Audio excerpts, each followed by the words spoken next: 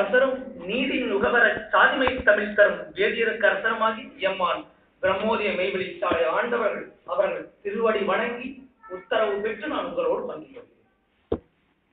இந்த ஒரு அருமையான நிகழ்வுக்கு மிகச் சிறப்பான ஒரு ஏற்பாடு செய்து கொடுத்துள்ள நம்முடைய சாலை மாறான் அண்ணா அவர்களுக்கும் அவருடைய குடும்பத்தாருக்கும் என் முதல்கண் நமஸ்காரத்தை தெரிவித்துக் கொள்கிறேன்.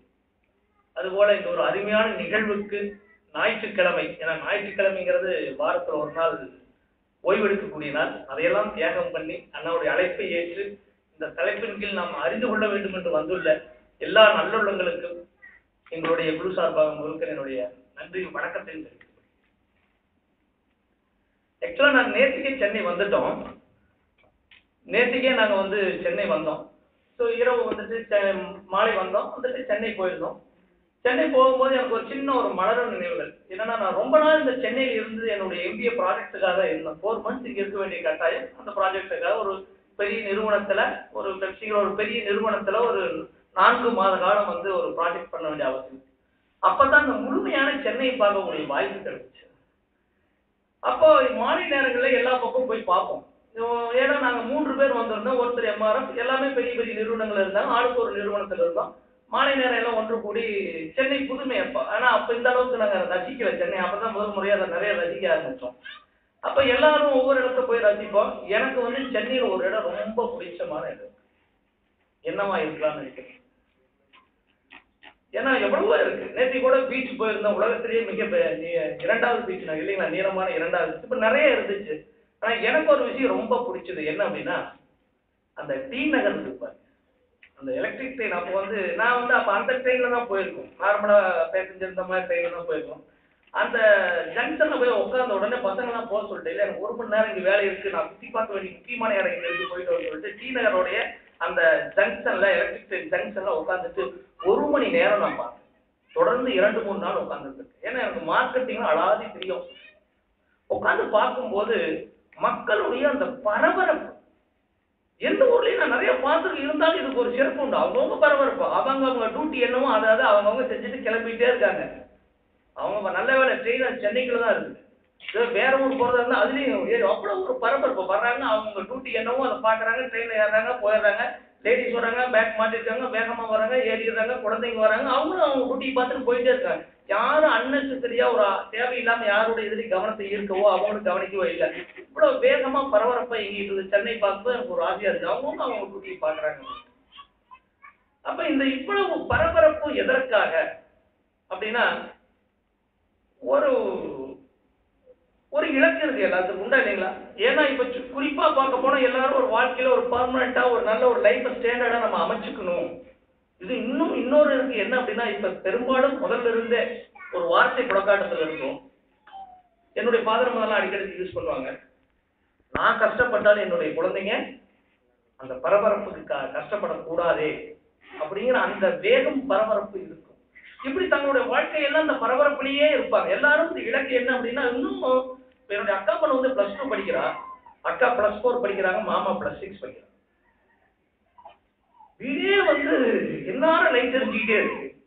அந்த ஒரு இலக்கு, அந்த பிள்ளை எப்படியாவது படிக்க வச்சு எப்படியாவது இன்னும் சொல்ல போனா ஒவ்வொருத்தரும், என்னுடைய மச்சன பொண்ணு சும்மா இப்பதான் ப்ரீகேஜி போயிட்டு இருக்கிறது. ஒருத்தர் சானியா மிர்சா ஆக்கணுங்கிறாங்க, மச்சன இன்னொரு பையனை சச்சின் டெண்டுல்கர் ஆக்கணுங்கிறாரு. எல்லாத்துக்கும் இலக்கு மேல இலக்கு பரபரப்பா இயங்கிட்டு இருக்கு. அதுல இன்னொரு இலக்கு வேற இருக்கு. எல்லாத்துக்கும் ஒரு ஆசை இருக்கு, வீடு கட்டணும். அது ஒரு பெரிய இலக்கு. வாடகை வீட்டில் இருக்கிறவங்களுக்குலாம் ஒரு ஆசை இருக்கு. நாம ஒரு பர்மனண்டா நமக்குன்னு நிச்சயமா ஒரு வீட்டை போய் பிடிச்சி உட்கார்ந்துடணும். அது கண்டிப்பா எல்லாத்துக்கும் ஒரு ஆசை, அந்த ட்ரீம், அந்த கனவு வந்துருச்சு, எல்லாத்துக்குமே இருக்கு. நம்ம ஒரு நிச்சயமா ஒரு வீட்டை நமக்குன்னு ஒரு வாடகை வீட்டுல இருந்து சொந்த வீடு போயிடணும். அப்ப அந்த மாதிரி நிறைய அதற்காக பாடுபடக்கூடிய மக்களும் இருக்காங்க. ஸோ இந்த பரபரப்பெல்லாம் பார்க்கும் பொழுது நான் உட்காந்து ரசிச்சுட்டே இருப்பேன். அப்ப இதுல ஒரு வெற்றி இலக்கு இருக்கு இல்லைங்களா? அந்த எதற்காக ஒரு நோக்கம் என்ன அப்படின்னு பார்த்தா, நான் ஒரு மருத்துவரை பார்த்தேன். அவர் ஒரு முழுமையான வெற்றியாளர் தான் எனக்கு தெரிஞ்சார். அப்ப யார் அப்படின்னா, கோயம்புத்தூர்ல எனக்கு இருக்கக்கூடிய மிகப்பெரிய ஒரு இன்ஸ்டிடியூஷன்ல அவர் இன்னைக்கு தமிழ்நாடு அல்ல, இந்திய அளவுல பெயர் பெற்ற நபர். என்னுடைய நெருங்கிய நண்பருடைய அம்மாவுக்காக நான் போயிருந்தேன். எனக்கு கிட்டத்தட்ட 72 நாள் கழிச்சு தான் அப்பாயின்மெண்ட்டே கிடைச்சது. பட் ரொம்ப அவசியங்கிறதுனால ஒரு 3 நாட்கள் எனக்கு டைம் கொடுத்தா, ஒரு ஜஸ்ட் ஒரு கன்சல்ட் தான் பண்ணி 72 நாள் கழிச்சு தான் ட்ரீட்மெண்ட். அப்ப அவர் எவ்வளவு பிஸியா இருப்பார். அந்த மருத்துவரை சந்திக்க ஆரம்பிச்சேன். அப்ப ரொம்ப நெருக்கமான பழக்கம் ஏற்படும் போது அவர் சொன்னாங்க, அவங்களுடைய அம்மா அப்பாவுக்கு அவர் ஒரே பையன் தான். ஸோ அவங்க அம்மா அப்பாவுடைய கனவு என்ன அப்படின்னா, அந்த பையனை மருத்துவரா, அந்த பரபரப்பு மருத்துவரா ஆக்கிடணும் அப்படின்ட்டு மருத்துவர் ஆக்கிட்டாங்க. அவங்க வெற்றி கண்டாங்க இல்லைங்களா? ஒரு பெரிய விஷயம் அது அந்த காலத்துல. அது மட்டும் இல்ல, அந்த மருத்துவர் தனக்கு 3 பசங்க, 3 பேர்த்தையும் நன்றாக படிக்க வைத்து பாத்தீங்கன்னா, ஒருத்தர் இன்னைக்கு அவங்க அப்பா ப்ரொஃபஷன் மிகச்சிறப்பா பண்ணிட்டு இருக்காரு. 2வது மகன் மிகப்பெரிய அளவோட ஐடி ப்ரொஃபஷன் இருக்காரு. 3வது இப்பதான் திருமணம் ஆச்சு. யூஎஸ்ல மிகப்பெரிய பிசினஸ் மேன். அவங்களுக்கு பேரம் பேசி. இந்த குடும்பம் எப்படி இருக்கு? நல்லா இருக்கா நீங்க? மிக சிறப்பானது அந்த பரவ. இதுதான் லைஃப் ஸ்டைல். இதுக்காக தான் ஓடுறோம். ஒரு ஃபாரின் வாழ்க்கை இருக்கு. இந்தியாவுடைய மிகப்பெரிய படிப்பு, ஆண்மகன், 3 வாரிசு, அவர்களுக்கெல்லாம் வாரிசு. இதுதானே வேணும் இல்லைங்களா? ஒரு வெற்றி அப்படின்னு. அந்த வெற்றி எங்க கொண்டாட்டத்தை நான் பார்க்க முடிஞ்சு அப்படின்னா, தன்னுடைய 3வது மகனுக்கு திருமணத்தின் போது என்னை அழைச்சிருந்தாங்க. அடிக்கடி போனனால பழக்காயிருச்சு. கோயம்புத்தூர்ல மிகப்பெரிய திருமண மண்டபத்தில் நடைபெற்றது. அங்கு வந்திருந்த அத்தனை பேர்களும் ஒரு சந்தோஷமா அந்த மருத்துவரை கட்டி பிடிச்சு, அவ்வளவு உங்களுடைய கடமையெல்லாம் நீங்க 3வது பையனுடைய திருமணம் முடிஞ்சிருச்சு. ஒரு கடமையெல்லாம் நிறைவேற்றிட்டீங்க. 2 பசங்களை படிக்க வச்சு பெரிய ஆளாக்கிட்டீங்க. பேரம் பேத்தியெல்லாம் இன்னைக்கு பெரிய அளவில் வந்துட்டாங்க. 3வது பையனையும் இன்னைக்கு திருமணம் முடிச்சு வச்சுட்டீங்க. எல்லாரும் ஃபாரின் ஐடி அது இதுன்னு போவாங்க. அங்க ஒரு வியாபாரத்துல திறந்து கிடக்கிறான்னு சொல்லி அவருடைய அந்த ஒரு சந்தோஷத்தை பார்க்க முடியுது. கண்டிப்பா இருக்கு இல்லைங்களா? ஒரு திருமணம் நடக்கும்போது எல்லாத்துக்கும் ஒரு சந்தோஷமா இருக்கு. நான் அதையெல்லாம் பார்த்து ரசிச்சுக்கிட்டே இருந்தேன். எவ்வளவு பெரிய கணக்கு. இதெல்லாம் நடந்து ரொம்ப நாள் ஆச்சு. 2 மாதத்திற்கு முன்னால, ஒரு வருத்தமான செய்தி தான். 2 மாதத்திற்கு முன்னால அவரை பற்றிய, அவருடைய இறப்பு பற்றிய ஒரு தகவல் பத்திரிகையில படிச்சோன்னா, எனக்கு இன்ன டாக்டர் இறந்துட்டார் அப்படின்னு சொன்னா, எனக்கு அவ்வளவு பழக்கமானவர், திருமணத்தை கழிச்சிருக்காரு, வெற்றி கண்டுட்டாருன்னு சொல்லிட்டு உடனே அந்த பேப்பரை பரபரப்பா எடுத்து படிச்சு பார்த்தேன். அதுல ஒரு கட்டம் போட்டு நல்ல பெரிய எழுத்துல எழுதி, அவருடைய கைப்பட எழுதி வச்சுட்டு தற்கொலை செய்து கொண்டாராம். அது என்ன பண்ணிட்டாரா? தற்கொலை செய்து கொண்டார்.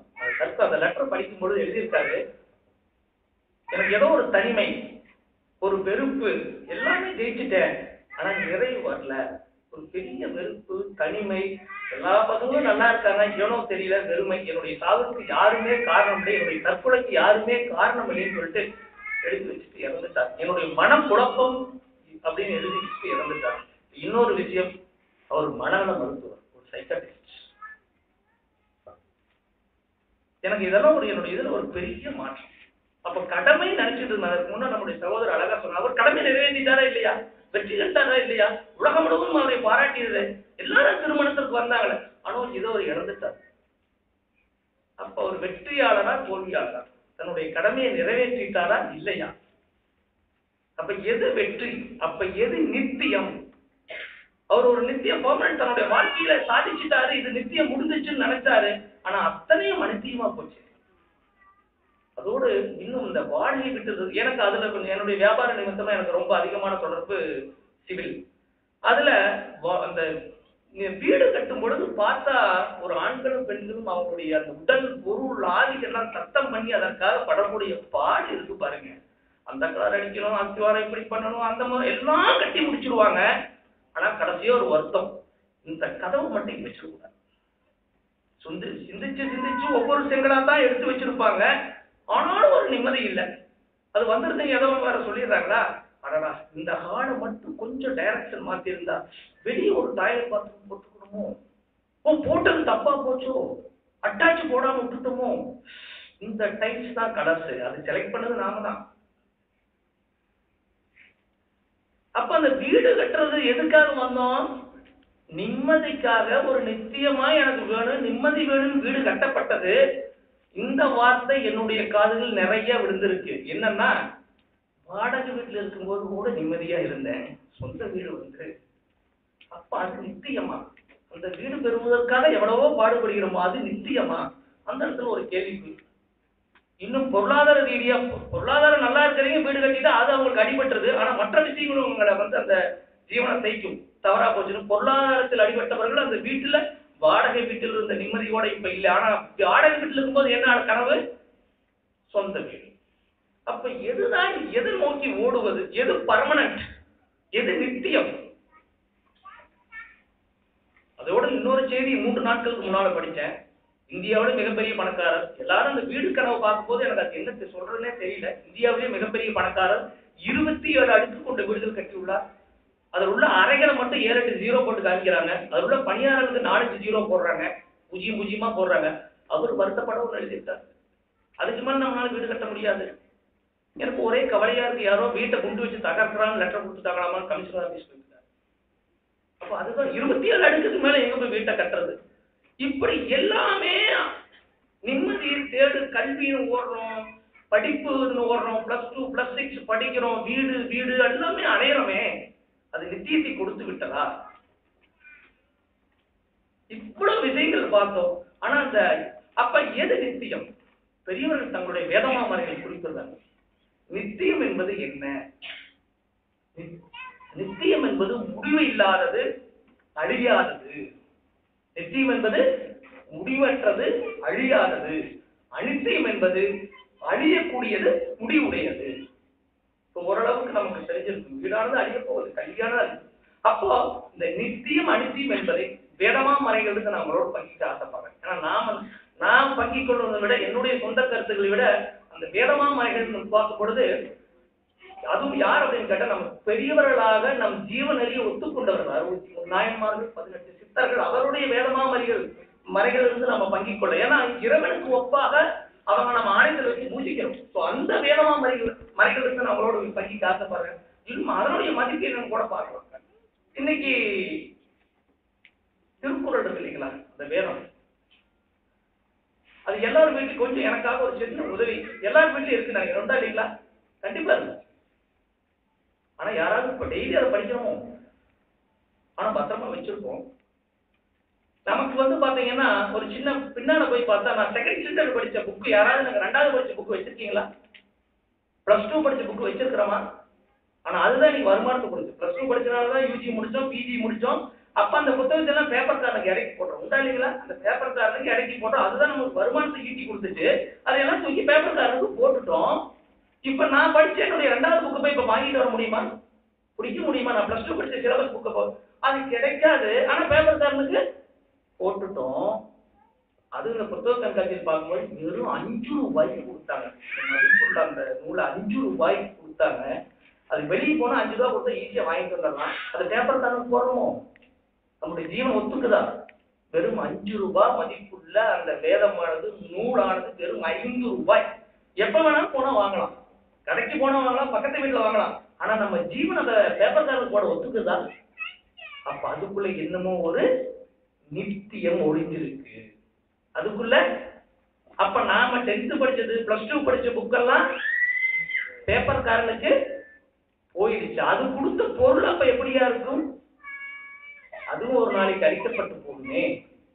ஆனா 5 ரூபாய் எங்க போனாலும் கொடுத்தாலும், 10 ரூபாய் கொடுத்தாலும் வாங்கலாம். அந்த பேப்பர் காரன் அதுதான் அழிவில்லாமல் அவர் எழுத்துக்களை இன்னைக்கு வரைக்கும் நமக்கு ஒண்ணுமே. யாராச்சும் படிக்கிறோமா அந்த திருக்குறளை வீட்டுல வச்சிருக்கிறோமே? ஆனா போறதுக்கு நம்ம ஜீவன் அப்படிப்பட்ட வேதமா மறைகள் வந்து நம்மளோட பங்கிட்டு ஆசைப்படுறோம்.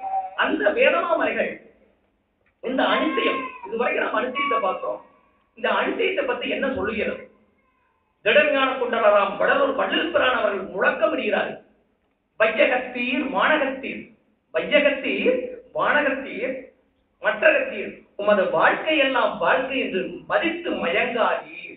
உமது வாழ்க்கையெல்லாம் வாழ்க்கை என்று மதித்து மயங்காதீர் அப்படிங்கிறார். இந்த வாழ்க்கை ஒரு வாழ்க்கையை மதித்து மயங்கிட்டு இருக்க வேண்டாம் சொல்றேன். பிரம்ம பிரகாசம் இப்படி சாலை ஆண்டவர்கள் அவருடைய திருவாக்கியத்தில் வெளியாக்குறாங்க.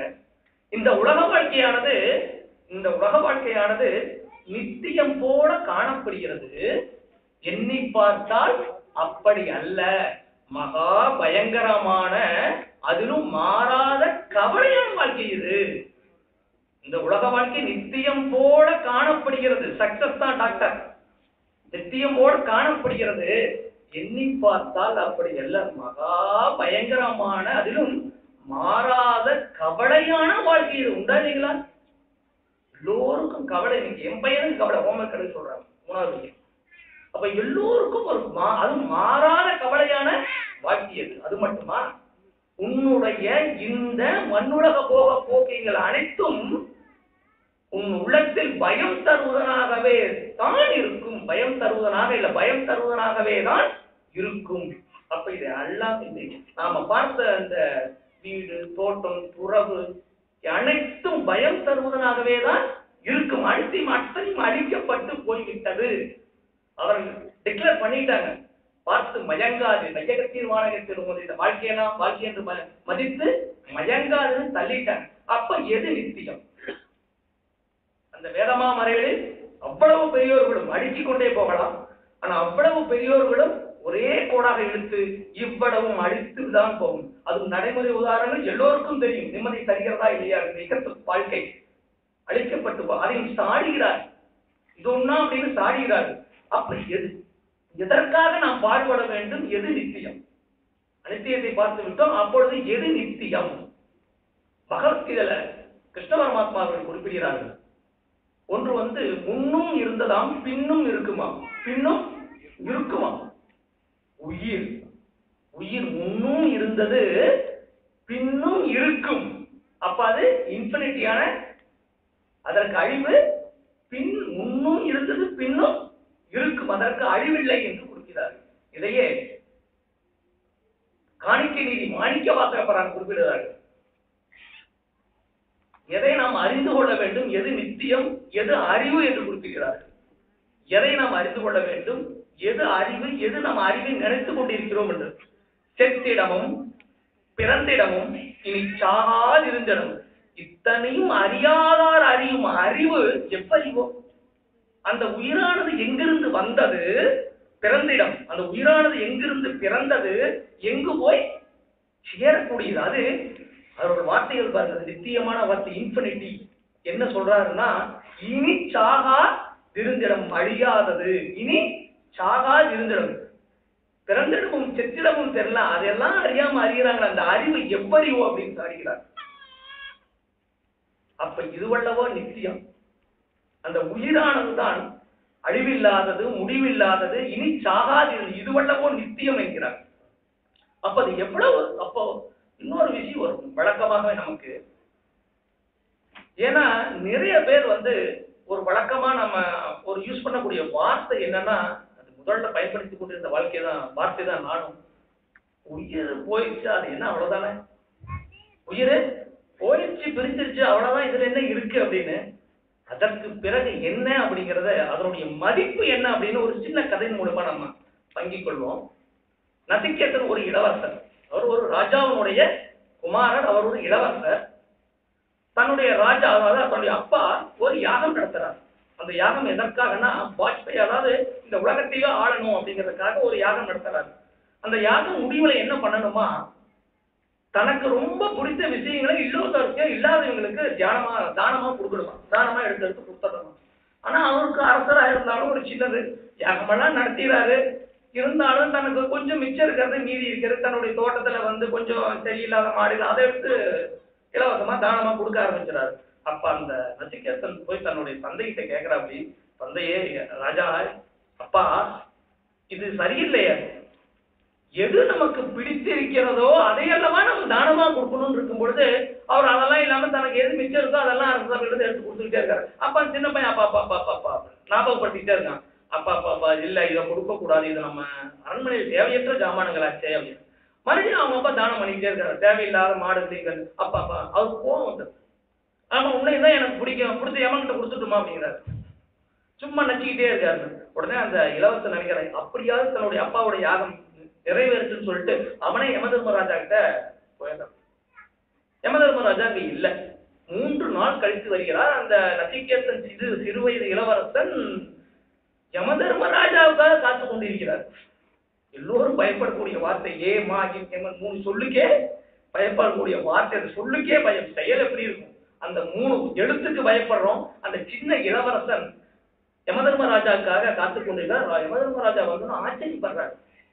இந்த ஒரு வயசுல என்னை கேட்டு பயம் இல்லை, எங்க அப்பாவுடைய யாகம் நிறைவேறும் சொன்னா அவரு யமதர்மராஜா சொல்றாரு, நான் உனக்கு ஒரு வரம் கொடுக்குறேன். ஏன்னா நீ என்னக்காக 3 நாள் காத்திருக்கேன்னா நீ உண்மையான வீரன் அப்படின்னு ஒரு வரம் கொடுக்குறேன். என்ன வரம் வேணும் கேள் அப்படிங்கிறார். அந்த பையன் ஒரு கேள்வி கேட்கிறான். அந்த கேள்விக்கு எனக்கு விடை தங்களுடைய வரமாக வேண்டும். கேள்விக்கு ஒரு விடையை கொடுங்க அப்படின்னு கேட்கிறார். என்ன விடை அப்படின்னா, மரணத்திற்கு பின் என்ன? மரணத்திற்கு பின் கேட்கக்கூடிய நபர் இளவரசர். அதற்கு சரியான பதில் யாருக்கு இருக்கும்? யமதர்மராஜா. சின்ன பையனா இருந்தாலும் கரெக்டான ஆள் பார்த்து கேட்டார். யமதர்மராஜா எதிர்பார்க்கவே இல்லை. அப்ப சின்ன பையன் தானே ஏதோ ஒன்று சமாளிச்சார். ஆனா யமதர்மராஜா வரன்னு சொல்லிட்டாரு, கொடுக்கறன்னு சொல்லிட்டு. அப்ப அழுங்காம கேட்கிறாரு, தம்பி இதை தவிர வேறு உனக்கு வேணா ஒரு தரேன், உனக்கு 100 வயது கொடுக்கறேன், நான் உனக்கு ஒன்றும் செய்யல, நீ கீழேயே 100 வயது கொடுக்கறேன், நீ பூலோகத்துக்கே போயிடு. இல்ல இல்ல 100 வயது முடிச்சு மீண்டும் முயற்சி பண்றாரு. 1000 ஆண்டுகள் குடிக்கிறேன், 1000 கொடுத்தால் நான் இங்கதான் வரணும். சரி வேண்டாம், நீ ஆசைப்பட்டைய அந்த ராஜாங்கம், ராஜ்யத்தையும் ஆளக்கூடிய, அப்பா ஆசைப்பட்ட அந்த ராஜ்யத்தையும் ஆளக்கூடிய அத்தனை ராஜ்யத்தையும் நான் உனக்கு சொந்தக்காரனாக. இல்லை இல்லை, எனக்கு என்ன வேணும்? மரணத்திற்கு பின் என்ன என்கிற அந்த விடை வேணும் அப்படின்னு கேட்கிறார். அப்ப ஒரு பக்கம் 100 வயது 1000 வயது ராஜ்யத்தையே கொடுத்தாலும் மரணத்திற்கு பின் என்ன அப்படிங்கிற விடையினுடைய மதிப்பு எவ்வளவு? இத்தனையும் அடிபட்டு போச்சு. அனித்திய பொருள் அவ்வளவும் அந்த விடை, அந்த ஒரு பதிலுக்குள்ள ஒரு ராஜ்யத்தையே கொடுத்தாலும் அதற்கு அந்த விடையினுடைய மதிப்பு அறிந்து கொள்வதற்கே ஒரு ராஜ்யம் கூட அதற்கு சரிசமம் ஆகாது. அப்படின்னா அது எப்பேற்பட்டதாக இருக்கும். அதைத்தான் நாம் உங்களோடு இப்போ இன்னும் ஒரு அரை மணி நேரம் பங்கிக் கொள்ள போகிறோம். அது பெரியவங்களுடைய வேதங்களில் இருந்து. ஸோ அதற்கு உண்டான விடைகளை பின்வரும் வழியில் நம்ம பார்க்க போறோம். ஸோ கவனமாக இருக்கணும். நான் உங்களோட ஒரு ஆசைப்பட்டு ஒரு தம்பியா நான் உங்களோட கேட்டுக்கிறேன், கவனமாக இருக்கணும். அந்த விடைக்கு முன்னால உயிர் பற்றி சில பெரியவர்கள் குறிப்பிட்டுள்ளது, நாம உலகாயுதமாக குறிப்பிடுகிற சில விஷயங்களை தெரிந்து கொண்டு போனால் இன்னும் அது நமக்கு விளக்கமாக இருக்கும். இப்போ உயிர் அப்படிங்கிறத நம்ம நிறைய கேள்விப்பட்டிருக்கோம், நிறைய படிச்சிருக்கோம். அது இன்னும் இலகுவாக நம்ம தெரிந்து கொள்வதற்காக ஒரு சின்ன ஒரு எக்ஸசைஸ் கூட வச்சுக்குவோம். இப்ப நம்ம கிட்ட ஒருத்தர் ஒரு ஸ்வீட் கொடுக்குறாரு, எனக்கு பிடிச்சி ஜிலேபியை வச்சுக்குவோம். இப்ப நான் ஒருத்தர் ஒரு ஜிலேபி கொடுத்துட்டு இது என்ன சுவைன்னு அவர்கிட்ட கேட்கறேன். இது இனிப்பா, புளிப்பா, காரமா, துவர்ப்பான்னு கேட்கிறேன். அவர் என்ன பதில் சொல்லுவாருங்க? ஒருவேளை சென்னையில இது கசக்குமோ, தப்பா சொல்லிட்டணும், இனிப்பு இல்லைங்களா? ஜிலேபி என்னவா இருக்கும்? இனிப்புன்னு அவர் பதில் சொல்றாரு. அப்போ அவர் சுவைச்சு பார்த்து சொல்லணும். அவர் எதுல சுவைச்சிருப்பாரு? மூக்குலையா, கண்ணுலையா, நாக்குலையா, எதுல சுவைச்சிருப்பாரு? நாக்குல சுவைச்சு சொல்றாரு. ஆனா அப்ப அவர்கிட்ட கேட்கிறேன், அதை எப்படி இனிப்புன்னு சொன்னீங்கன்னு கேட்டா நாம நார்மலா என்ன சொல்லுவோம்? என்னுடைய நாக்கின் மூலமாக நான் அதை சுவைத்து அது இனிப்பு அப்படின்னு சொல்றேன். அப்ப ஒரு புளிப்போ காரமோ அதனுடைய சுவை எதை கொண்டு அறிய முடியும்? Excuse me, mic testing. நாக்கை கொண்டு. அப்ப நம்முடைய நாவை கொண்டு நாம் அந்த இனிப்பா புளிப்பான்னு நாம அறிய முடியும். அந்த நான் கேட்ட நபர் சம் எக்ஸ்ன்னு வச்சுக்குவோம். அவர் என்ன பதில் சொன்னாரு? நாக்க சொல்லி. அவர் ஒரு காலத்துல ஒரு இதுல இறந்துடுறாரு. அவர் சொன்னது நாக்கு. அவர் இறந்த பிற்பாடு அந்த ஜிலேபி கொண்டு போய் அவர் நாக்குல நான் வைக்கிறேன். அவருக்கு சுவைக்குமோ? சுவைக்காது. ஆனா அவர் கொடுத்த பதில் என்ன? நாமளே என்ன நினைக்கிறோம்? நாவுதான் சுவைத்தது அப்படின்னு நினைக்கிறோம். ஒருத்தர் இறந்த பிற்பாடு அதே நாவு அங்கதானே இருக்கு, நாவு காணாம போகலையே. அந்த நாவுல வச்சா சுவைக்கணுமா வேண்டாமா? சுவைக்கலையே. அப்ப சொன்ன பதில் தப்போ? உயிர் உள்ள இருக்கும் பொழுது நாவில் வைக்கும் போது சுவைத்தது, உயிர் இருஞ்சிருச்சு அப்ப சுவைக்கவில்லை. உயிர் இருக்கும் போது சுவைக்குது, உயிரானது பிரிஞ்சுட்டா சுவைக்கல. அப்ப உயிர் இருந்தா சுவைக்குது, அப்ப சுவைத்தது உயிர். நாம் இதுவரை நாவுதான் சுவைக்குது, கண்ணுதான் அனுபவிக்குது நினைச்சோம். ஒவ்வொன்றையும் அனுபவிப்பது எது? கண்டிப்பா நாம நினைச்சிட்டு இருக்கிறோம். நான் எல்லாரும் தான் நினைக்கிறோம், கண்ணுல தான் அனுபவிக்கிறோம். கொடைக்கானல் போனோம், ஊட்டி போனோம், எது அனுபவிக்குது? கண்ணுதான் அனுபவிக்க நினைக்கிறோம். உயிர் போய்விட்டால் ஒரு சிலர் கண்ணை திறந்துட்டே உயிர் போயிடுது, அது அனுபவிக்குமா? உயிர் இருந்தால் நாவு சுவைக்குது, மூக்கு நுகருது, கண் பார்க்குது, அனுபவிக்குது. உயிர் போய்விட்டால் அனுபவிக்கல.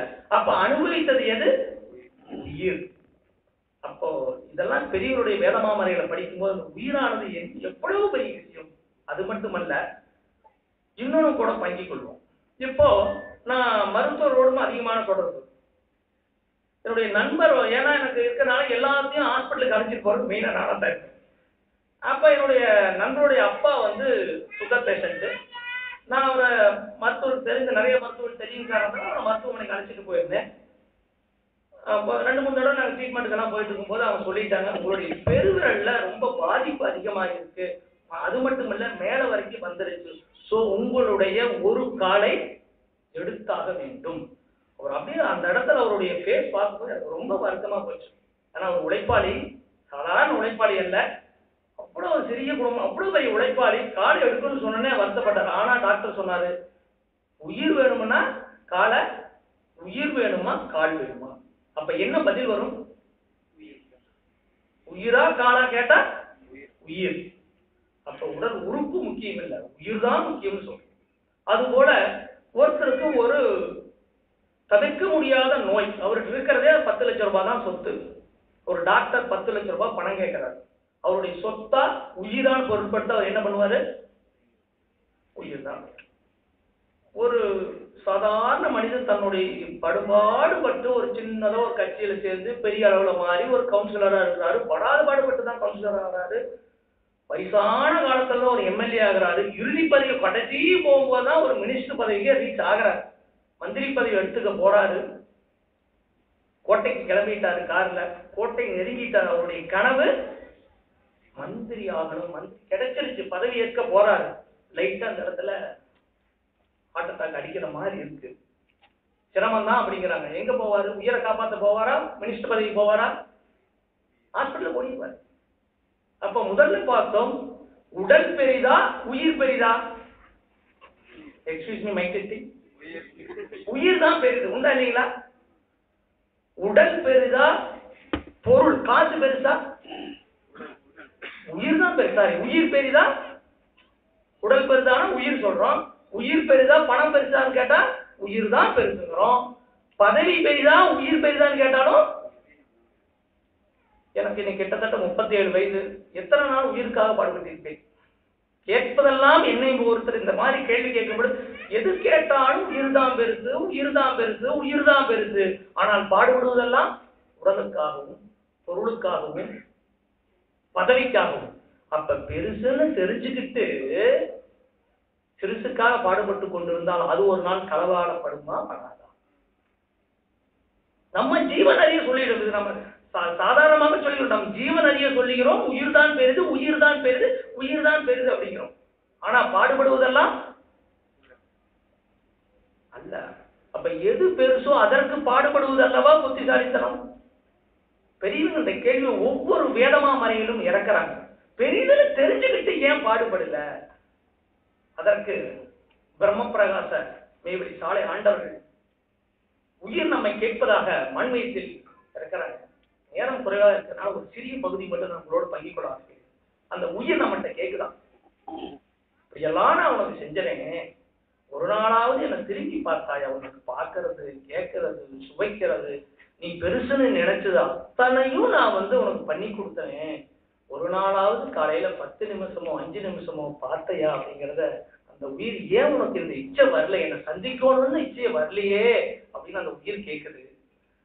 உயிருக்காக வேண்டியே இவ்வரும்பாடு வருகின்ற அன்புடைய உயிரை, அந்த உயிர் யாரு? அன்புடைய உயிரை, எல்லா சீரு சிறப்புகளும் தருகின்ற உயிரை, சர்வ வளதும் ஆண்மையும் தருகின்ற உயிரை, எல்லா கல்வி கலை கண்காட்சியும் தருகின்ற உயிரை, சர்வ மதிப்பு குதிப்பு மகிழ்ச்சியும் தருகின்ற, எல்லா இன்ப இச்சைகளும் தர உனக்கு இரவு பகல் வாராது ஓயாது ஊழியம் செய்து கொண்டிருக்கின்ற அந்த இளஞ்சிய லட்சிய உயிரின்னு அப்படியே இரவு பகல் வாராது ஓயாது உனக்கு வைத்துக் கொண்டிருக்கிற அந்த லட்சிய இளஞ்சிய உயிரை எப்படின்னா அது போகுது. ஒரு நாளாவது சிந்திச்சு வேண்டாம், ஒரு நாள் வேண்டாம், ஒரு பொழுதாவது, காலையிலயோ மதியானமோ ஒரு நாளாவது, ஒரு பொழுதாவது மறந்துட்டாவது ஆமாமா அப்படின்னாவது நீ நினைச்சு பாத்துக்க. இப்படி உனக்கு இச்சை வராம இருப்பது என்ன காரணத்தினாலே? இத்தனை செஞ்சிச்சு அந்த உயிர், அதுதான் பெருசு. நான் நினைக்கிறேன், உண்மையா சொல்ல போனா ஒரு சிலருக்கு ஒரு வேலை வாங்கி கொடுத்தா அவங்க நம்ம எத்தனை நாள் நினைக்கிறோம், இல்லைங்க உண்டா இல்லைங்களா? ஒரு வேலை பதவி வாங்கி கொடுத்தா, இல்ல ஒரு பையனை ஸ்கூல்ல சேர்த்தி கொடுத்தா, அதெல்லாம் நினைக்கிறோமே. ஒரு தலைமுறை காலம் பிறந்ததிலிருந்து இறுதி வரைக்கும் இருக்கக்கூடிய, அதற்கு அப்பாலும் இருக்கக்கூடிய அந்த உயிரை மறந்தார் போலாலும் ஒரு நாளாவது ஒரு பொழுதாவது மறந்தார் போனாலும் நினைக்காத அந்த இச்சை வராது இருப்பது என்ன காரணத்தினாலே? அப்ப அந்த இச்சை வரலி, அந்த உயிரை பார்க்கணுங்கிற அந்த ஆசை நமக்கு வரலி. ஏன் வரல? ஏன்னா நம்ம என்ன நினைச்சிடறோம் அப்படின்னா, உயிர் போனா வேற என்ன இருக்கு? உண்டா இல்லைங்களா? உயிர் போயிருக்கு, உயிர் பிரிஞ்சு. மீண்டும் அந்த வார்த்தைகளை உச்சரிக்கிறேன், உயிர் பிரிஞ்சிருச்சு அப்படின்னு சொல்றோம். உண்டா இல்லைங்களா? உயிர் பிரிந்து விட்டதுன்னு சொல்றோம். உயிர் செத்து போச்சுன்னு சொல்றோமோ? உயிர் பிரிஞ்சிருச்சுன்னு தான் சொல்றோம். உயிர் சாக, இன்னார் செத்துட்டார், உயிர் பிரிஞ்சிருச்சு. அந்த வார்த்தை இன்னும் ஆழமாக பார்ப்போம். ஒரு கணவன் மனைவி இருக்காங்க, சென்னையில கணவன் மனைவி இருக்காங்க. கணவனை விட்டு மனைவி பிரிந்து வேலூர் போயிட்டாங்க. கணவனை விட்டு மனைவி பிரிந்து வேலூர் போயிட்டாங்கன்னா மனைவி இறந்துட்டாங்கன்னு அர்த்தமா, அழிஞ்சிட்டாங்கன்னு அர்த்தமா?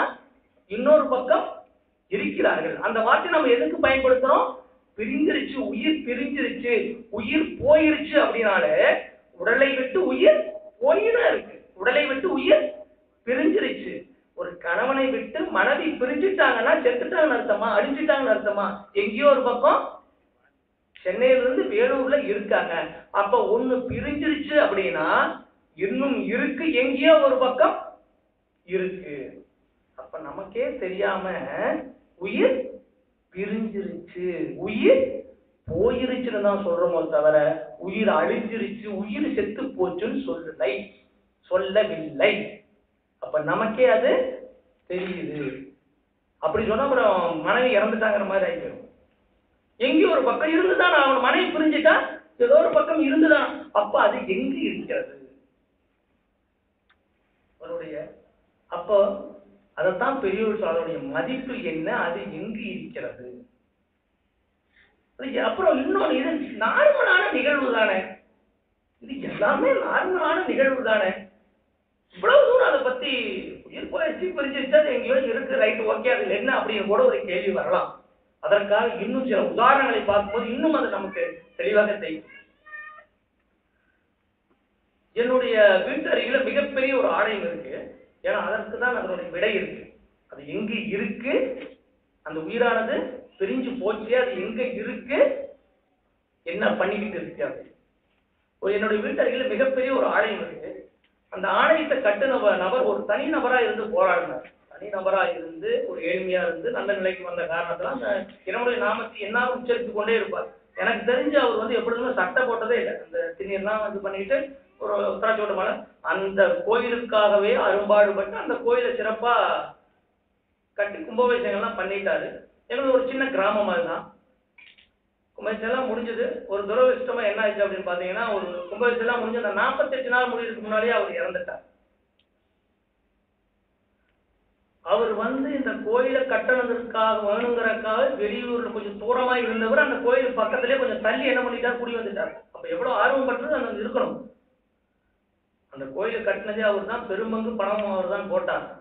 அவர் இறந்தவுடன் அந்த கோயில் கதவை சாத்திவிட்டார்.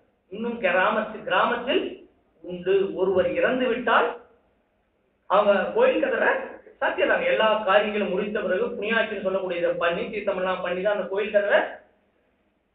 எனக்கு ஒரு மிகப்பெரிய அதிர்ச்சியா இருந்துச்சு. இவருதான கோயிலையே கட்டுனாரு. அப்ப இவரு செத்த உடனே இவரு கட்டுல நாம் கோயில இந்த கதவே சாத்திட்டாங்களே, அந்த சொர்க்கப்பதி கதவை தொடர்ந்துருக்குமான்னு ஒரு கேள்வி. இந்த கோயில் கதவையே சாத்திட்டாங்களே, இவர் செத்த உடனே இதுக்கே தீர்த்தம் போட்டு இதெல்லாம் பண்றாங்களே, அந்த கோயில் கதவை, அந்த சொர்க்கப்பதி வாசல் திறந்திருக்குமா அப்படின்னு எனக்கு ஒரு அச்சமா பெயர். அது மட்டுமா, வார்த்தை அளவில் சந்தோஷப்பட இது எழுதுறாங்க. என்ன எழுதுறாங்கன்னா, இறைவனடி சேர்ந்தார் என்பதை ஆழ்ந்த வருத்தத்துடன் தெரிவித்துக் கொள்கிறார். இறைவனடி சேர்ந்த சந்தோஷமா இல்லையா? அப்ப அவர் இறைவனடி சேர்ந்தாரா இல்லையா? ஆழ்ந்த வருத்தம்னா அவர் எங்க போயிருக்கணும்? அதோடு விடவில்லை. இங்கெல்லாம் கொஞ்சம் மறந்திருக்கலாமா, கொஞ்சம் மறைஞ்சிருக்கலாம், மறந்து போயிருக்கலாம். அந்த திரைப்படங்கள்லாம் பாத்தீங்கன்னா, ஒருத்தர் இறந்த பிற்பாடு இன்னும் நிறைய பேருக்கு தெரிஞ்சிருக்கும், இறந்த பிற்பாடு ஒரு தந்தை இறந்துட்டா மகனானவன் இந்த மீசை எடுத்து மொட்டையில அடிச்சிருக்கணும். உண்டா இல்லைங்களா? இன்னும் நிறைய இருக்கு திரைப்படங்கள்லாம் நீங்க பார்த்து தெரிஞ்சிருக்கீங்க. கிராமத்துல எல்லாம் இன்னும் வழக்கத்தில் உள்ளது. ஒருத்தர் மீசை எடுக்கிறாங்கன்னா பந்தயம் கட்டும் இல்லைங்களா? நான் தோத்துட்டுனா நான் மீசைய மொட்டை அடிச்சு அப்போ ஒரு தோல்வி ஏற்பட்டா எப்ப மீசி எடுக்கிறாங்க? மீசி எப்ப எடுப்பாங்க? நான் தோத்துட்டே மீசி எடுத்துக்கிறப்பா அப்படிங்கிறாங்க. அப்ப அவங்க அப்பா இறந்துட்டா மீசி எடுக்கப்படுகிறது. அப்ப தோத்துட்டாரோ? அவங்க அப்பா இதுலயோ தோத்துட்டாரோ? அது மட்டுமா? அந்த பையன் பாருங்க, முன்னால நம்முடைய சகோதரர் குறிப்பிட்டது போல அவரு தான் பாவம், எல்லாத்துக்கும் அந்த பையனுக்கு பாடுபட்டு இருப்பாரு. கொள்ளு வைக்கும் போது திரும்பி பார்க்காம ஏன் இந்த அவமானம்? இருக்கும் பொழுது அவ்வளவு ஒரு மரியாதை உண்டு, இறந்த பின்பு அவ்வளவு அவமானப்பட எல்லோருக்கும் இந்த அவமானம் ஏற்பட காரணம் என்ன? இன்னும் அந்த மந்திரங்கள் எல்லாம் தமிழாக்கம் செய்யும் பொழுது, அந்த காரியங்கள் செய்யும் பொழுது, மந்திரங்களை எல்லாம் தமிழாக்கம் செய்து பார்க்கும் பொழுது என்ன ஒரு கொடுமையான இதுன்னு தெரியும். திரும்பி வந்துடாது இந்த பக்கம். அந்த செத்து போனவரை பார்த்து மந்திரம் சொல்றாங்க, திரும்பி இந்த பக்கம் வந்துடாது. அதுக்குத்தான் பொறி அரைச்சிட்டே போவாங்களாம். அது இன்னும் சிலர் புத்திசாலித்தனமா கடுகு இறைப்பாங்களாம். ஏன்னா பொறுக்கிட்டு வர வீட்டுக்கு வர நேரம் ஆயிருக்கும். செத்து போனவரை பாடி கொடுத்து போறாங்க சுடுகாட்டுக்கு. அப்ப போகும்போது பொறி அரைச்சிட்டு போவாங்களாம். சிலர் கடுகு கலந்து போட்டுருவாங்களாம். ஏன்னா ஒரு கடுகு பொறுக்கிட்டே வர வீட்டுக்கு வர நேரம் ஆயிருக்கும் அந்த சொத்து. அப்ப எப்படியெல்லாம் இறந்து விட்டால் அவர் என்ன நினைக்கிறோம்? பயப்படுகிறோம். பெரியவர் இன்னும் எவ்வளவோ உதாரணம் கொடுக்கிறார். 40 ஆண்டு காலம் ஒரு தலவாணியில கணவன் மனைவியா படுத்திருந்தையே, 40 ஆண்டு காலம் கணவன் மனைவி உறவு, ஒரு தாம்பத்தியிலையும் ஒரு வாழ்க்கையிலையும் 40 ஆண்டு காலம் இருந்துட்டு கணவன் இறந்தாரு நைட்டு ஒரு 9-10 மணிக்கு. 40 வருஷம் பெருக்கள் 365 இரவுகள் படுத்திருந்தையே, ஒரு இரவு படுத்திருப்போமா? கணவன் இறந்துறாரு, ஒரு தலவாணியில அந்த பாடி வச்சு படுப்பாங்களா? ஒரு அச்சம் வந்துருது. தன்னுடைய கணவன், ஒரு பயம் வந்துருது, ஒரு அச்சம் ஏற்படுது. எங்கேயாவது ஒரு புனை எதிர்த்து யாராவது கடிச்சிருக்கா? ஆனா ஒரு அச்சம், இறந்த பிற்பாடு ஒரு அச்சம் தொத்திக் கொள்கிறது. ஏன் இறந்த பிற்பாடு ஒன்றுமே இல்லை என்றால் ஏன் இறந்த பிற்பாடு ஒரு அச்சம் வர வேண்டும்? பெரியவருடைய வினாக்கள் எல்லாம் கேட்கும் பொழுது, ஏன்னா அதற்கு வேதமா நம்ம திருப்பி பதில் சொல்ல முடியாது. அவர்கள் பெரியவர், ஏன் அச்சம் வர வேண்டும்? இன்னும் ஒரு சங்கட்டமான ஒரு நிகழ்வு. அந்த ஆலயம் மீண்டும் புனியாட்சி எல்லாம் பண்ணி திறந்துட்டாங்க. அடுத்த நாள் என்னாச்சு? ஒரு பன்னி ரோட்ல அடிபட்டு அந்த ஆலயத்துக்கு முன்னால் இறந்துச்சு. ஒரு பன்னி அடிபட்டு ஆலயத்திற்கு முன்னால் இறந்து விட்டது. நாம் தின்னு விட்டு கழித்து போடுவதை தின்னு உயிர் வாழக்கூடிய பன்றி இறந்து விட்டது கோயிலுக்கு முன்னால். கோயில் கதவு அன்று சாத்தப்படவில்லை. எடுத்து வெளியே போட்டு 6 கால பூஜை செய்து உத்தராட்சி மண்ணால் போட்டு அந்த கோயில் கட்டிய நபர் இறந்தவுடன் கோயில் கதவு சாத்தப்பட்டது. நாம் கழித்து போடுவதை திங்கக்கூடிய பன்றி இறந்தவுடன் கோயில் கதவு சாத்தப்படவில்லை. அப்ப இறந்த பிற்பாடு ஏன் இந்த அவல நிலை? அது மட்டுமா? அவலங்கள் இன்னும் தொடர்ந்து கொண்டே போகிறது, அது நிறைய இருக்கிறது. ஏன் இந்த அவல நிலை? இதெல்லாம் ஒரு பக்கம். இப்படி ஒரு அவமான நிலை ஒண்ணு. இன்னொன்னு இருக்கு. இதே மாதிரி ஒரு சின்ன நிகழ்வு ஏற்பட்டுச்சு. இப்ப எல்லோருக்கும் தெரியும், காஞ்சி பெரியவர் முன்னால் இருந்தாரு இல்லைங்களா? அவரு ஜீவசமாதி அடைந்து அடக்கமான பொழுது எல்லோரும் போய் அந்த வைபவ சிறப்புல கலந்துக்கிட்டாங்க. இன்னும் சொல்ல போனா வெளிநாடுகள் எல்லாம் இருந்து கூட அதுல கலந்துக்கிட்டாங்க. ஒரு பேச்சிற்காக நான் சொல்லிடுறேன். அப்படி ஒரு சிறப்பான ஒரு வழி நடந்து கொண்டிருந்தது. எல்லோரும் போய் கலந்துக்கிட்டாங்க. அப்ப ஒரு சின்ன உதாரணம் இது எப்படி இருக்குன்னு பாருங்க. ஒருத்தர் ஒடியாராரு, என்னுடைய ஆபீஸ் ஒடியாராரு. ஒடியாந்து, செந்தில், சொல்வதற்கே கஷ்டமா இருக்கு, இருந்தாலும் ஒரு காஞ்சி பெரியவர் இறந்துட்டாரா, நான் இடவுக்கு போயிட்டு வரேன் அப்படின்னு சொன்னா நல்லா இருக்குமா? நல்லா இருக்குமா? அந்த வார்த்தை தவறா போச்சு. காஞ்சி பெரியவர் இறந்துட்டாரு, நான் இடவுக்கு போயிட்டு வரேன்னு சொல்லலாமா? இல்லை. அப்ப அது ஒரு வேறு இறப்பாக தெரிகிறது. பெத்து வளர்த்து கொசுக்களை கூடிய மேட்டு பேட்டு என்னெல்லாம் வாங்கி கொடுத்த தந்தை இறந்து விட்டால் இலகு என்று சொல்லலாம். ஒரு பெரியவர், யாருனே தெரியாது, ஆனால் அவர் அந்த வேதத்தின்படி நின்ற காரணத்தினாலே வார்த்தை இறந்துட்டால் இடவுக்கு போறன்னு சொல்றதுக்கே. அப்ப இதில் 2 வகை இருக்கிறதோ, ஏதோ 2 இருக்குதோ சாவுல. பெத்த தந்தை செத்து போட்ட. இன்னும் பார்க்க போனா பெண்கள் எல்லாம் பாத்தீங்கன்னா தன்னுடைய கணவன் இருந்தா கூட இன்னும் அந்த திரைப்படங்களை பார்க்க கிராமத்துல சுடுகாட்டுக்கு வரமாட்டாங்க. தன்னுடைய கணவனோ தன்னுடைய தந்தையோ இறந்தா குழந்தைகள் எல்லாம் கூட்டிட்டு சுடுகாட்டுக்கு போக மாட்டாங்க. ஆனால் இப்படி பெரியவர்கள் அடக்கமாகி உள்ள தலம் எது அப்படின்னா எல்லோருக்கும் தெரியும். பழனி அப்படின்னா போகமா முனிவர் கூட்டம் கூட்டமாக குழந்தைகளை கூட்டிக் கொண்டு பெண்களை கூட்டிக் கொண்டு போகிறோமே. தன்னுடைய கணவன் தன்னுடைய தந்தை இறந்த இடத்திற்கு குழந்தைகளை கூட்டிக் கொண்டு போவதில்லை. பெண்கள் ஏன் எடுத்து கடிச்சுடுவாங்களோ? அப்ப அங்க ஏதோ ஒரு நிகழ்வு நடந்திருக்கு, யாருமே தெரியாது. அந்த வேதம் இறக்கி உள்ளார்கள் பெரியவர்கள் என்ற காரணத்தில். இப்படி சொல்வது இன்னும் கஷ்டமாக இருக்கும். அவர்களும் அங்கு அடக்கம் தான் செய்யப்பட்டுள்ளார்கள். திருப்பதியில கொங்கணவர், கரூர்ல கரூரார், இப்படி எத்தனை பக்கம் ஸ்ரீரங்கத்துல, இப்படி ராமானுஜர், இப்படி எல்லா பக்கம் பெரியவர்கள் அவர்களை அடக்கம் பண்ண இடத்திற்கு போகும்போது குளித்து விட்டு போகிறோம். பெற்று வளர்த்த தந்தை இறந்த இடத்திற்கு சுடுகாட்டுக்கு போயிட்டு வந்தா வந்து குளிக்கிறோம். அப்ப அவர்கள் எல்லாம் யார்? நம்ம தந்தை எல்லாம் யார்? நாமெல்லாம் யார்? அப்ப இறப்பில் 2 வகை இருக்கிறதோ? அப்ப எந்த இறப்பு நமக்கு வேண்டும்? எந்த அடக்கம் நமக்கு? நாம் எந்த நிலையை அடைய வேண்டும்? அப்ப 2 இருக்கிறதோ? பெரியவர்களை மீண்டும் அழைப்போம். தேவநாட்டு கோமான் திருவுள நாயனார் அவர்கள் தங்களுடைய ஞான கண்டாரத்தில், அறிவாகார கிடாரத்தில், அந்த மதிநீதி அண்டாரத்தில் வெளியாக்கியுள்ளார்கள். அருளில்லாருக்கு அவ்வுலகம் இல்லை, பொருளில்லாருக்கு இவ்வுலகம் இல்லை. அப்ப 2 உலகத்தை குறிப்பிடுறாரோ? பொருளில்லாருக்கு இவ்வுலகம் இல்லை, அருளில்லாருக்கு அவ்வுலகம் இல்லை. 2 உலகத்தை குறிப்பிடுகிறார். அப்ப இந்த உலகம் மட்டுமல்ல, இன்னொரு உலகமும் இருக்கிறது என்று குறிப்பிடுகிறார். அது மட்டுமா, மீண்டும் இன்னொரு உலகத்தை குறிப்பிடுகிறார். அருள் சேர்ந்த நெஞ்சினருக்கு இல்லை, இருள் சேர்ந்த இன்னா உலகு. 3 உலகு வருது. இவ்வுலகம், பொருளில்லாருக்கு இவ்வுலகம் இல்லை, அருளில்லாருக்கு அவ்வுலகம் இல்லை. அருளை சேர்த்துட்டா இன்னா உலகு இல்லை. அப்ப 2ஆக பிரிக்கப்படுகிறது. இறப்புக்கு பிறகு 2ஆக பிரிக்கப்படுகிறது வேதமாமறைகள். அது மட்டுமா, திருக்குறான் மிக அழகாக 5 வரிகளில் இருக்கு. இந்த மொத்த வாழ்க்கையின் 2 அத்தியாயமாக பிரிக்கப்படுகிறது. முதல் அத்தியாயம் இம்மை, இந்த உலக வாழ்க்கை. இந்த உலக இம்மை என்று சொல்லக்கூடிய இந்த உலக வாழ்க்கை. 2வது அத்தியாயம் முடிவு இல்லாத அத்தியாயம். அது எங்கு தொடங்கப்படுகிறது என்றால் இவ்வுலகை, தயவுசெய்து இன்னும் ஒரு முறை கேட்டுக்கொள்கிறேன், கவனமாக இருப்பேன். திருக்குறான் என்பது எவ்வளவு ஒரு கனமான பாட்டு. வாழ்க்கை என்பது 2 அத்தியாயம். இம்மை என்று சொல்லக்கூடிய இந்த உலக வாழ்க்கை. அதற்கு பிற்பட்டு 2வது அத்தியாயம் இருக்கிறது, அது முடிவில்லாத அத்தியாயம். அந்த முடிவில்லாத அத்தியாயத்தில் சிறப்பாக இருக்க வேண்டுமென்றால் இந்த முடிவுள்ள அத்தியாயத்தினுடைய முடிவு இருக்கிறது அல்லவா, அதை பொறுத்துதான் அமைகிறது குறிப்பிட்டார். அந்த மறுமை வாழ்வை, முடிவில்லாத வாழ்வை எப்படி வாழப்போகிறாய் என்றால், இந்த இங்கில் சொல்லக்கூடிய இந்த உலகத்தில், இந்த வாழ்க்கையில், இவ்வுலக வாழ்க்கையினுடைய முடிவு எப்படி இருக்கிறதோ அதை பொறுத்துதான் அவ்வுலக வாழ்க்கை இருக்கும், அந்த மறுமை வாழ்வு இருக்குன்னு சொல்றோம். ஒவ்வொரு வேதமாமறைகளும் அதுதான்.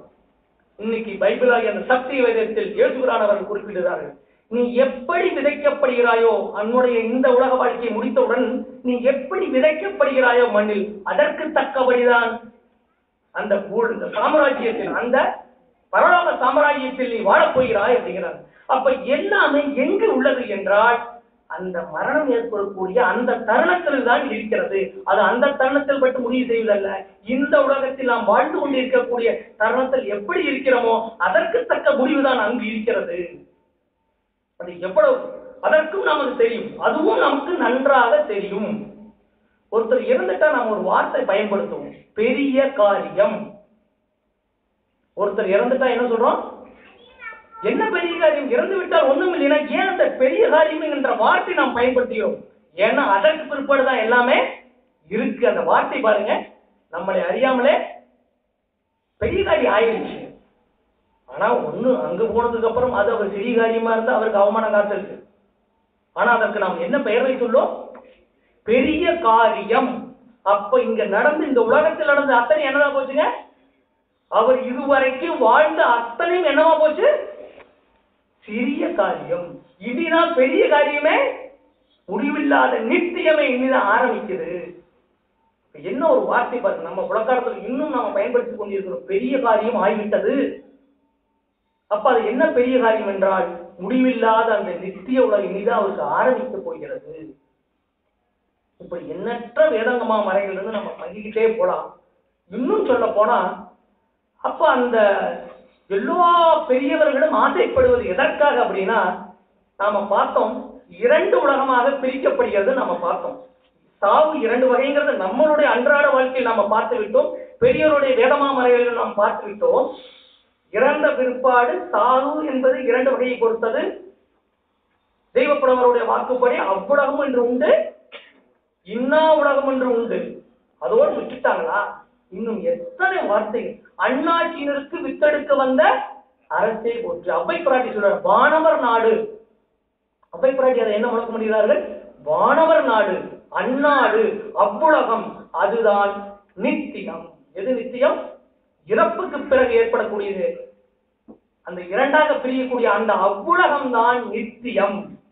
அது மட்டும் அல்ல, இன்னொன்றும் இருக்கு. இன்னொரு உலகம் எது? இன்னா உலகு. அதுவும் நமக்கு தெரியும். அந்த இறந்த பிற்பாடு இன்னொரு வார்த்தை புலக்காட்டத்தில் உண்டு. இப்போ ஒருத்தர் நன்றாக வாழ்கிறார், வயதாகி 80-85 வயசு தான் இருக்கிறார், நல்ல பதவி எல்லாம் முடிச்சுட்டாரு. ஆனாலும் ஒரு வார்த்தை பயன்படுத்துவோம். அவர் தவறிட்டாருங்க.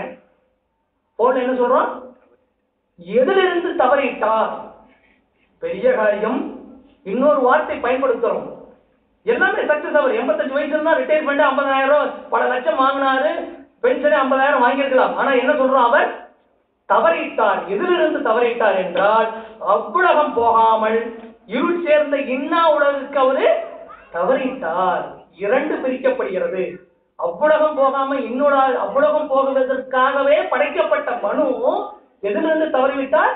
அதற்கு போகாமல் அவ்வுலகத்திலிருந்து தவறி இன்னா உலகிற்கு தவறிவிட்டார். அப்ப அந்த அவ்வுலகம் போவதற்கு என்ன செய்ய வேண்டும்? அதற்கு திருவள்ளுவர் பெருந்தை குறிப்பிட்டார்கள்.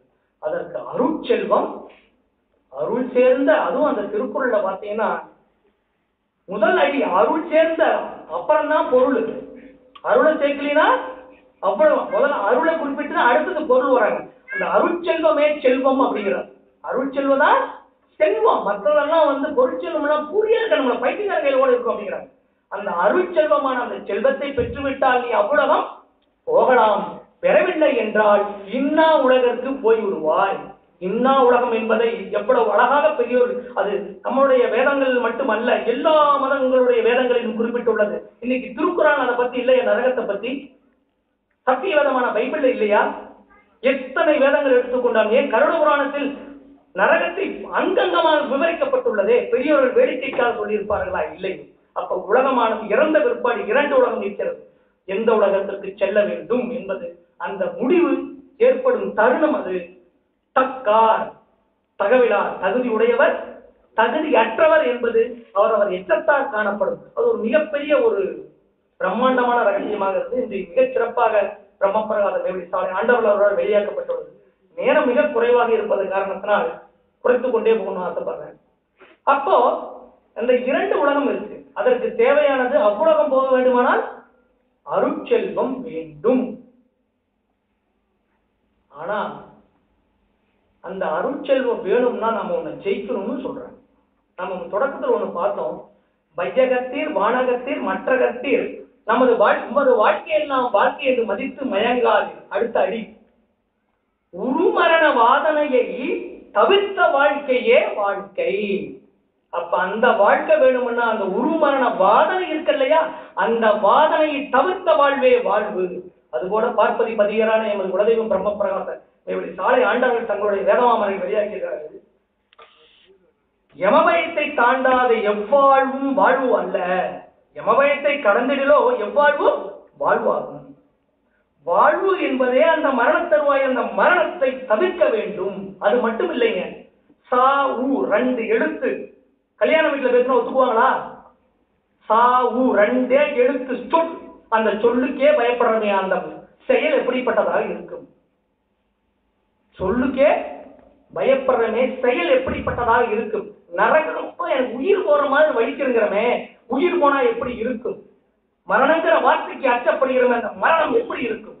நரகங்கிற அந்த சொல்லுக்கு பயப்படுகிறமே, அந்த நரகம் எப்படி இருக்கும்? ஆனால் அதை அடைய வேண்டும் என்றுதான் எல்லோரும் இந்த நரகத்தை எல்லாம் விட்டுட்டு சொர்க்கபதி வாழ்வுக்கு வர வேண்டும் என்றுதான் மனிதன் படைக்கப்பட்டான். இதற்கு முன் நம்முடைய சகோதரர் அழகாக பரிசுவார்.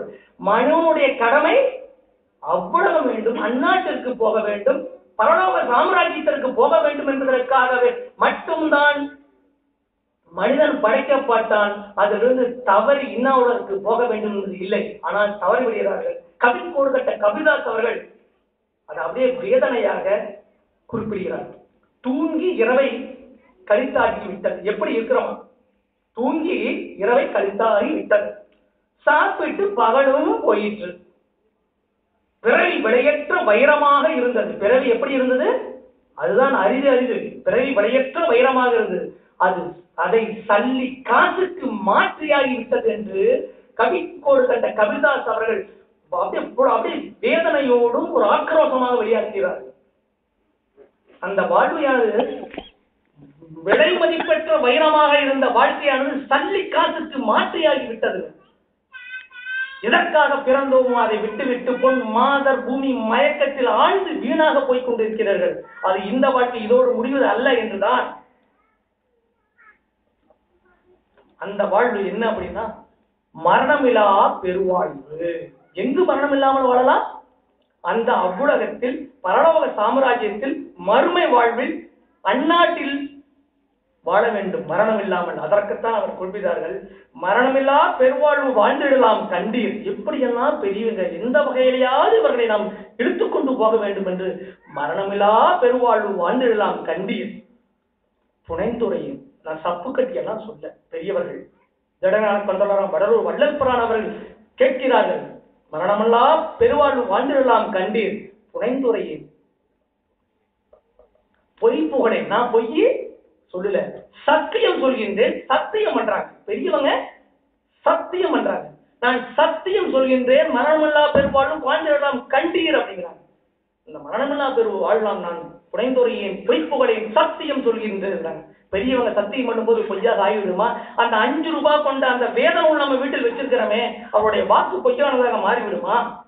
சரி, இறுதியாக நான் கேட்ட கேள்விதான் தொடக்கத்தில் இந்த தெய்வீகத்தை தெரிந்து கொண்டு பொழுது நான் கேட்ட அதே கேள்விதான் எல்லோருடைய மனதிலும் வரும். அந்த கேள்வியோடு நான் நிறைவு செல்ல ஆசைப்படுகிறேன். இதெல்லாம் இப்ப தேவையில்லையே, ஒரு 55-60 வயசுல பார்த்துக்கலாம் நான் சொன்னேன். இதை பற்றி அந்த ஆன்மீகம் தெய்வீகம் எல்லாம் ரிட்டையர்ட் ஆயிட்டு இன்னும் நிறைய அனுபவிக்க வேண்டியதெல்லாம் இருக்குன்னு சொல்லிட்டு 55-60 வயசுல நான் பார்த்துக்கிறேன்னு சொன்னேன். அதற்கு அடுத்த அடி குடிக்கிறார். மற்றறிவோம் என சிறிது தாழ்ந்திருப்பீரானால், மற்றறிவோம் என அப்புறம் பார்த்துக்கலான்னு தாழ்ந்து சிறிது தாழ்ந்திருப்பீரானால் மரணமெனும் பெரும்பாவி வந்துடுமோ அந்த சற்றும் அதை உன்னால் தடுக்க முடியாதே. மற்றறிவோம் என சிறிது தாழ்ந்திருப்பீரானால் மரணம் பெரும்பாவி வந்துடுமோ அந்தோ.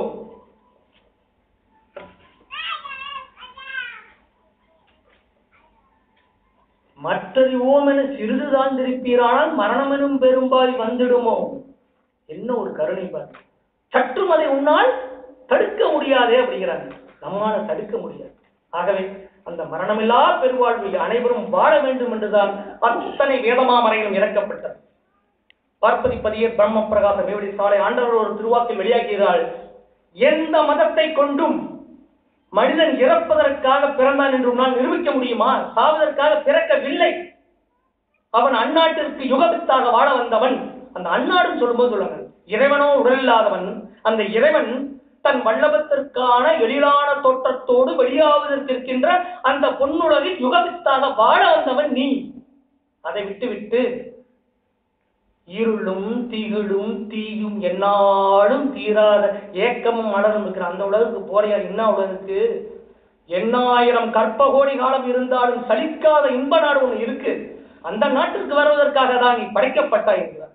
அதோ எல்லோரும் அந்த 8000 கற்ப கோடி காலம் இருந்தாலும் சலிக்காத இன்ப நாட்டுக்கு செல்ல வேண்டும் என்று அந்த இறைவனுடைய திருவடிகளை வணங்கி நான் உங்களோடு இந்த அருமையான வாய்ப்பை அளித்த நம்முடைய சாலை மாறான் அண்ணான் அவர்களுக்கு ஒரு சிறப்பான ஒரு நன்றியை தெரிவித்துக் கொள்கிறேன். அதோடு இன்னும் ஒரே ஒரு வரிகள் உங்களோடு பங்கிக் கொள்ள ஆசைப்படுகிறேன். உங்களுடைய தம்பியாக இருந்து இந்த ஒரு அருமையான நிகழ்வு அறிந்து கொண்டு மட்டும் செல்வதற்காக அல்ல, அல்ல, அல்லவே அல்ல. தகவலை பரிமாற்றிக் கொண்டு போவதற்கு அல்ல. இது பிரசங்கம் அல்ல. அடைவதற்காக, அந்த மரணமில்லா பெருவாழ்வை அடைந்து கொள்வதற்காக. இந்த நிகழ்வு அறிந்து கொண்டு போவதற்காக மட்டுமல்ல, அறிந்து கொண்டு அந்த மரணமில்லா பெருவாழ்வு என்னும் அந்த பெருவாழ்வு, இது திருவாழ்வு, அந்த பெருவாழ்வை அடைவதற்காகவே என்று அனைவரும் நன்றி கூறி விடைபெறுகிறேன். எல்லோருக்கும் நமஸ்காரம்.